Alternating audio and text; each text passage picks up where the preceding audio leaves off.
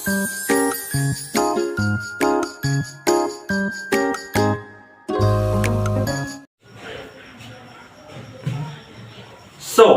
hi, hello and good evening to all of you. कैसे हो बच्चा party? So, I warm welcome you to all our channel of NITS Hub and I wish आप लोग बहुत enjoy कर रहे होंगे हमारे चैनल्स के वीडियो को, ठीक है? एंड इसी के सीरीज में हम लोगों ने आपके लिए केमिस्ट्री का फर्स्ट चैप्टर जो आपका क्लास 10 का है, that is chemical reactions and equation, उसके अच्छे क्वेश्चंस के वेरी गुड क्वेश्चंस होंगे, उसके सीरीज ला रहे हैं। And it's a very big notification to all of you that कि ये जो हमारा वीडियोस की जो स्ट्रेंथ थी ना, लंबाई बहुत ज़्यादा हो रही थी, इसलिए हमने एक प्लान बनाया है कि हर एक जो आपके चैप्टर होंगे उसके पार्ट्स वाइज पार्ट वीडियोस आएंगे। पार्ट 1 आज आ रहा होगा, पार्ट 2 कल आ रहा होगा, इस तरह से कैरी ऑन कर करके डिफरेंट पार्ट्स में हम लोगों ने वीडियोस को खत्म करना है, क्योंकि लेंथ ज़्यादा हो रहे थे इसलिए। और इसी संदर्भ में वीडियो को अंत तक देखना जरूरी ही है आप लोगों के लिए, क्योंकि वीडियोस में हो सकता है जो लास्ट के क्वेश्चन जो आपको ना आते हो, ना पता हो, वो आपको एंड में हो, लेकिन पहले वाले क्वेश्चंस को देख के आपको लगता हो ये सब तो मैं जानता हूँ, इसे मैं स्किप कर देता हूँ, ठीक है? आगे की अगर ज़्यादा बोरिंग लग रहा है या ज़्यादा स्पीड लग रहा है तो आप इसे 2 की स्पीड पे देख ले, इंटू 5 की स्पीड पे देख ले, इंटू 1.5 जो भी होता है। एंड इस तरह से देखते रहे और वीडियो को सब्सक्राइब एंड लाइक शेयर तो आप लोग कर ही दीजिएगा, दबा कर सब्सक्राइब कीजिए, दबा कर लाइक कीजिए, ठीक है? तो चलिए वीडियो को स्टार्ट करते हैं। Thank you. ये पहला क्वेश्चन होने वाला है और ये क्वेश्चन आपके स्क्रीन पे यहाँ पर डिस्प्ले भी हो रहा होगा, और इस क्वेश्चन को मैं भी देख लेता हूँ ताकि आपको मैं बता पाऊँ। तो ये जो क्वेश्चन कह रहा है हमसे, calcium a substance x is used in white washing में यूज़ किया जाता है, और ये जो एक्स सब्सटेंस है ये हमारा लाइमस्टोन के थ्रू ऑब्टेन किया जाता है, हवा के प्रेजेंस के बिना। तो चलिए लाइमस्टोन से हम इस सब्सटेंस एक्स को अपने डिराइव करने की कोशिश करते हैं। तो ये जो हमारा एक्स है लाइमस्टोन है, लाइमस्टोन का फॉर्मूला सब लोगों को पता ही होगा, CaCO3। इसे हमको क्या करना होगा भाई, हीटिंग करना है हवा के प्रेजेंस के बिना।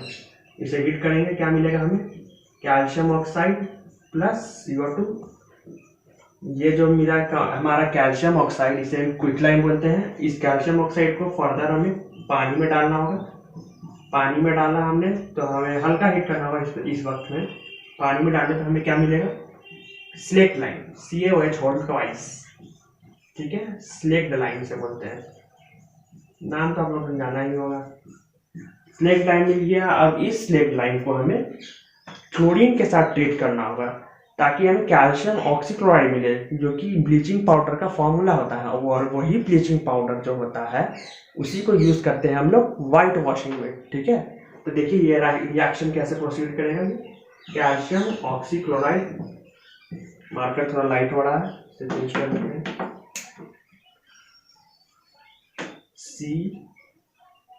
CaOH होल ट्वाइस को हमें क्लोरीन के साथ ट्रीट किया तो ये हमें क्या दे देगा, CaOCl2 प्लस साथ में कुछ निकलेगा H2O, ठीक है? हीटिंग की जरूरत तो उतना है, हाँ हीटिंग भी दे सकते हो, हल्का हो सकता है। और ये जो मेरा प्रोडक्ट निकला यही मेरा क्या है, ब्लीचिंग पाउडर,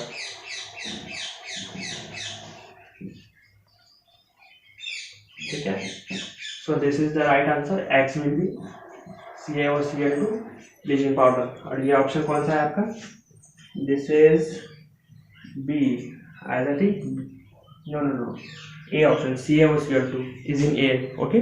थैंक यू। तो स्टूडेंट्स चलिए इस सीरीज का हमारा ये दूसरा क्वेश्चन होने वाला है। चलिए आपके स्क्रीन पे दूसरा क्वेश्चन डिस्प्ले हो रहा होगा और मैं भी ये क्वेश्चन देख रहा हूँ।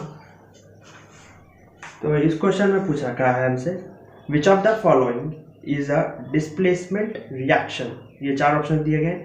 ए ऑप्शन में मुझे क्लियर कट दिख रहा है कि मैग्नीशियम कार्बोनेट को जहाँ पर ये हीट करने पे या नॉर्मली जिस भी प्रोसेस के थ्रू ये डिकम्पोज होता हुआ दिख रहा है 2 प्रोडक्ट में, सिंपल सा ये डिकम्पोजिशन रिएक्शन है, ये तो डिस्प्लेसमेंट हुआ नहीं।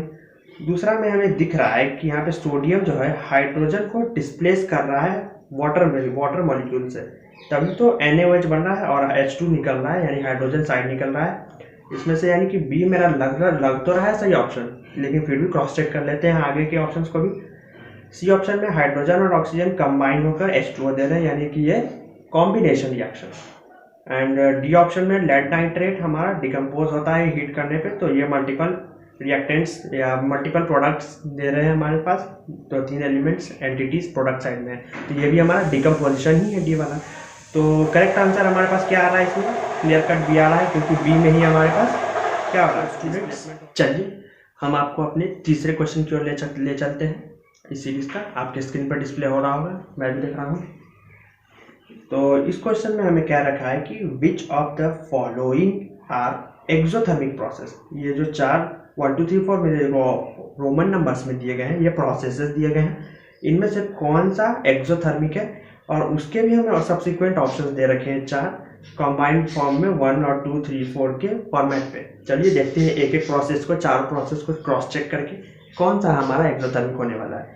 तो रिएक्शन ऑफ वाटर विथ क्विकलाइन, ये सब कोई जानते हैं कि जब मैं चूना को कैल्शियम ऑक्साइड जो होता है क्विकलाइन को पानी में डालूंगा तो बहुत ही ज़्यादा हीट एवोल्यूट करेगा, वो एवोल्यूशन ऑफ हीट होता है, ऑटोमेटिक देखते हैं कि पानी बनना चालू हो जाता है, स्टार्ट हो जाता है। तो ये तो मेरा क्लियर कट सा नज़र आ रहा है कि ये एक्सोथर्मिक होने वाला है। और दूसरा प्रोसेस हमारे पास है डाइल्यूशन ऑफ एन एसिड, यानी एसिड में पानी को डालना है, ड्रॉप वाइज ही डाला जाता है। तो हम लोग को पता ही, हम लोग टॉपिक भी पढ़ेंगे एसिड बेस्ड चैप्टर में, कि कितना ज़्यादा large amount of evolution of heat होता है। इतना हीट होता है कि वो जो कंटेनर जिसमें एसिड रहता है वो भी पूरा टूट सकता है, हमारे स्किन पे भी पड़ सकते हैं एसिड्स, वो तो और भी ज़्यादा एक्सोथर्मिक होता है।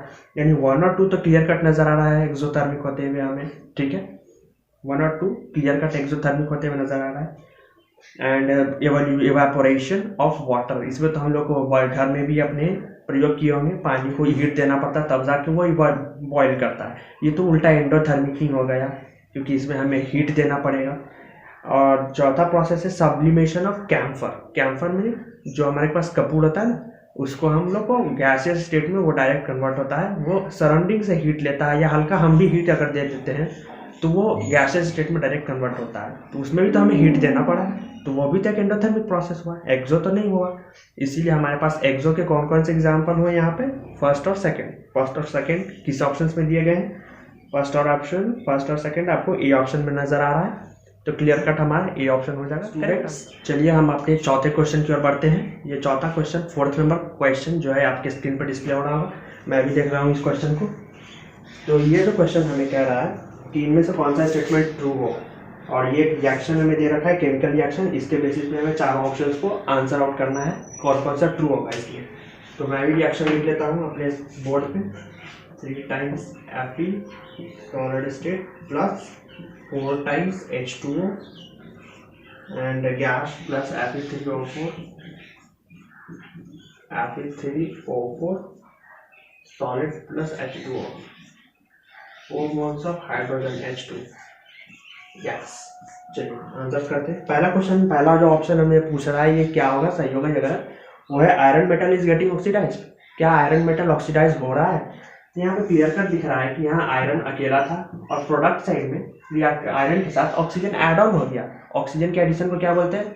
ऑक्सीडेशन, सब जानते हैं। तो यहाँ क्लियर कट स्टेटमेंट कह रहा है कि iron metal is getting oxidise, बिल्कुल सही है। पहला पहला रोमन नंबर में जो हमें ऑप्शन दिया है वो बिल्कुल सही निकला हमारा। एंड सेकेंड चेंज मार्कर दूसरा मार्कर देना जा रहा है।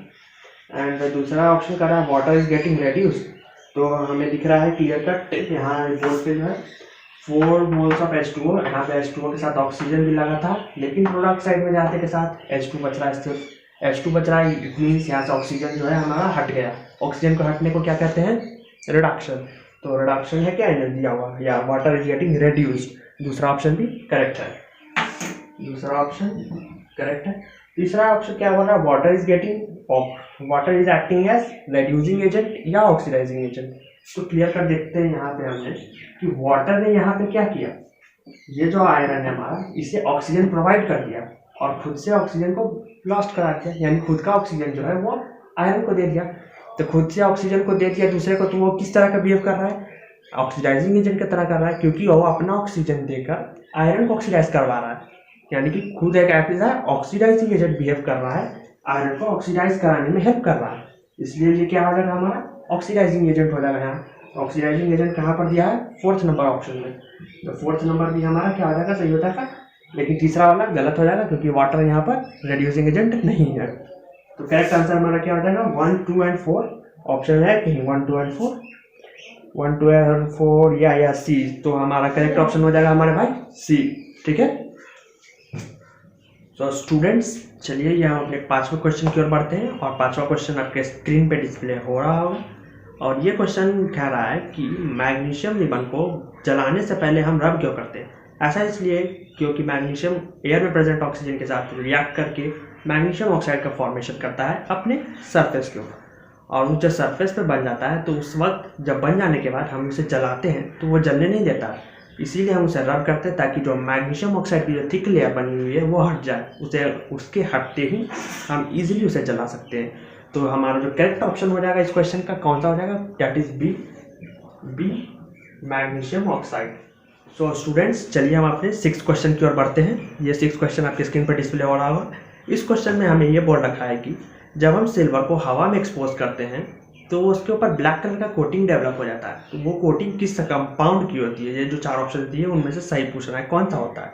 तो हमें ये पता होना चाहिए, हमारे एनसीईआरटी में भी दे रखा है कि सिल्वर जब हवा में एक्सपोज होता है तो वो सल्फाइड पार्टिकल्स जो हवा के होते हैं, सल्फर बोल सकते हो, गैसिस फॉर्म में होते हैं वो सल्फर, उससे रिएक्ट करता है। रिएक्ट करने के बाद वो सिल्वर सल्फाइड की फॉर्मेशन करती है, जिसकी वजह से वो ब्लैक दिखने लग जाता है। तो ये रिएक्शन जो होती है सिल्वर Ag जो कि सॉलिड फॉर्म में होगा, मेटल है, इसे रिएक्ट कराना है हमें सल्फर से जो हवा में एयरबाइन पार्टिकल्स के तौर पे गैसेस फॉर्म में प्रेजेंट होती है। इसके थ्रू जब ये रिएक्ट करते हैं तो ये Ag2S बनाते हैं, सिल्वर सल्फाइड Ag2S।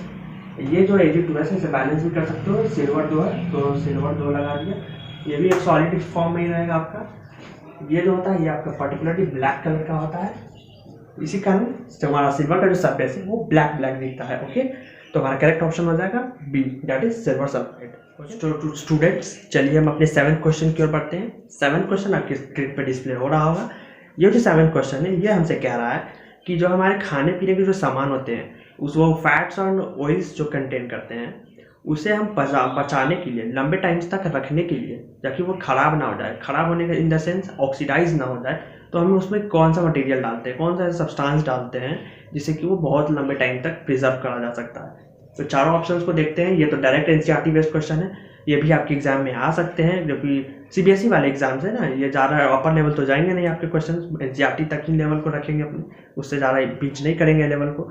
तो ये आपका सिंपल सा डी ऑप्शन हो जाएगा एंटीऑक्सीडेंट, क्योंकि ये डायरेक्ट एनसीईआरटी ने दे रखा है। एंटीऑक्सीडेंट्स को डालेंगे वो कुछ भी आपका BHT BHA हो सकता है, वो डालने के बाद उसे वो प्रिजर्व कर देगा लंबे टाइम्स तक, चिप्स वगैरह के पैकेट्स में डालेंगे। तो स्टूडेंट्स चलिए हम अपनी 8th क्वेश्चन में बढ़ते हैं। 8th क्वेश्चन ने क्या रखा है जो आपकी स्क्रीन पर डिस्प्ले हो रहा होगा, उसमें क्या रखा है कि एरियल ऑक्सीडेशन जब हम खाने पीने के सामान को करते हैं, वो जो सामान होते हैं खाने पीने के वो basically fats and oil contain करके रखे होते हैं।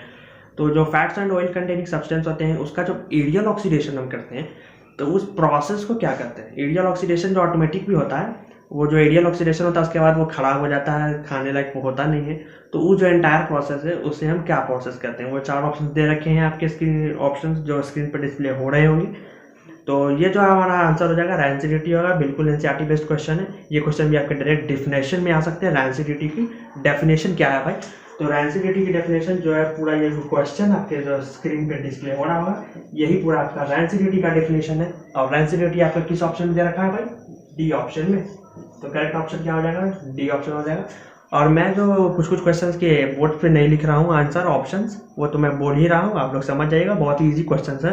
ये केमिकल रिएक्शन बेसिक चैप्टर है, इसके ज़्यादा डिफिकल्ट क्वेश्चन नहीं आ सकते हैं।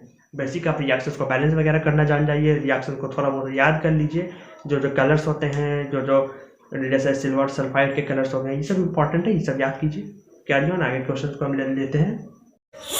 इसी तरह से इस वीडियो को हम एंड करते हैं। ओके, और इस चैप्टर के आपके आगे के पार्ट्स यानी कि पार्ट 2 कल आई थिंक आफ्टरनून के बाद आ जाएंगे आप लोग के यूट्यूब पे।